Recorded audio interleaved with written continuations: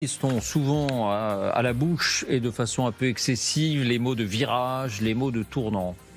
Mais nous sommes sans doute en train d'en vivre un en ce qui concerne cette guerre en Ukraine avec ce plan américain qui sera apporté demain. Steve Witkoff a fait le voyage aujourd'hui et c'est demain qu'aura lieu la réunion que les Américains, ce plan qu'ils sont en train d'apporter donc à la Russie.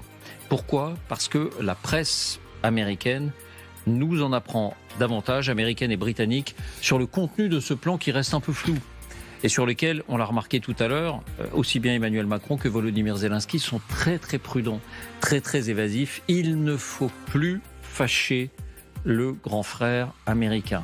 Il faut le ménager et pourtant le contenu de ce plan, certaines de ces dispositions telles qu'elles sont révélées par la presse britannique ou américaine, ont de quoi laisser pantois. Cela concerne en premier lieu les territoires.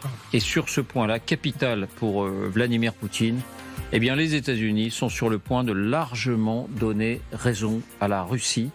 Ils s'engageraient à reconnaître officiellement l'acquisition, la conquête de ces territoires par la Russie dans toute la dimension que réclame la Russie, en tout cas en ce qui concerne cette zone si sensible du Donbass.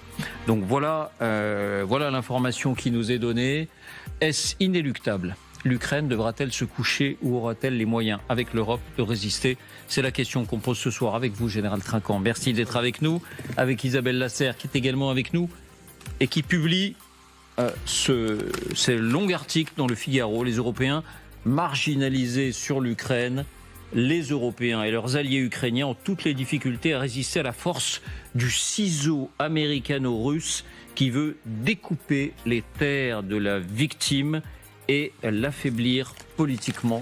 C'est ce qui s'est passé à Genève, c'est ce qui serait en train de se passer. Merci d'être avec nous, Isabelle. Vous nous en direz plus dans un instant. Vincent Hugeux est également avec nous.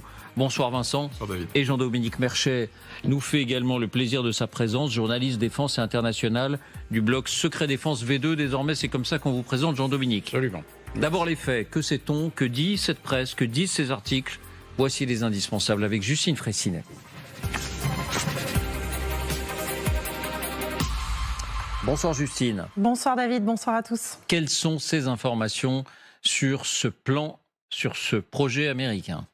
Eh bien, pour bien comprendre, revenons à cette image. Septembre 2022, 6 mois après le début de la guerre, Vladimir Poutine décrète et signe l'annexion de 4 régions ukrainiennes après des référendums fantoches. Pour lui, c'est officiel. Elles rejoignent, je cite, la Russie historique.